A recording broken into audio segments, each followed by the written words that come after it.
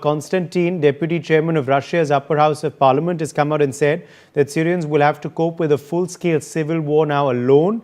Syrian rebels announced on state television on Sunday that they'd ousted President Bashar al-Assad, eliminating a 50-year-old family dynasty in a lightning offensive that raises the specter of a new wave of instability in the Middle East, gripped by a war already.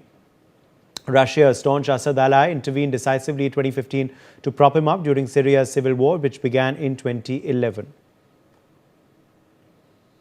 However, of course, now Pathikrit Pain, geopolitical analyst who's live with us, we have a situation where Syrians will have to cope with the war alone, says Russia. What do you make of this latest statement?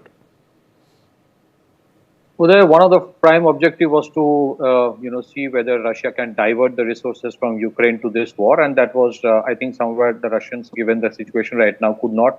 So there was some kind of understanding. Perhaps, they had very little option to do. But let me get into a deeper aspect of what actually is happening. There's something we must remember. Every time we say there is an entity which is US designated terror organization, we must also find out a subheading as to whether it is US funded also as or not. Because most of these designated terror organizations, somewhere, there's a deep connect with the Americans as well. What is happening right now in Syria is the incomplete, unfinished agenda of Arab Spring in 2010. It starts with civil unrest, it then goes to civil war, and then regime change. This is exactly what is happening. Number two, they are trying to cut the Iranian proxies by creating other proxies, which they have done for a long period of time. And if we condemn the Iranian proxies like Hezbollah, Houthi, and the Hamas, then we have to equally condemn these proxies that have been propped up again by the United States and its allies in the Middle East. Hayat Tahrir al-Sham is nothing but Al-Qaeda with strong connect with ISIS. The beheadings have started in Syria, and it would have a tremendous impact across the world so far as lone wolf attacks are concerned, because anybody who understands how ISIS operates, how it inspires its network organizations across the world, they know that the military-industrial complex did not want the conflicts to end. Look at the timing. 14 days back, nobody knew about this Hayat Tahrir al-Sham coming to Syria and taking it over.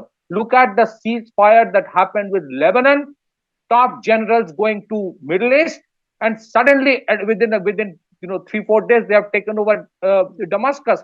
Is it possible for a terror organization to do it without strong backing of a major military powerhouse? Because what we saw in the last few days is not a terror action. It was military tradecraft in action.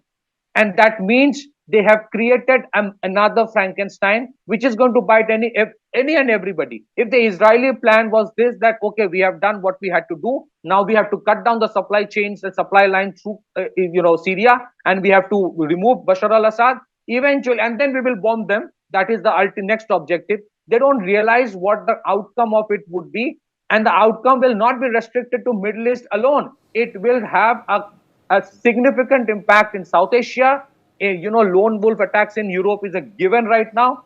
This is what they have done. And we must also remember one thing, that al-Nusra, there is a history of it.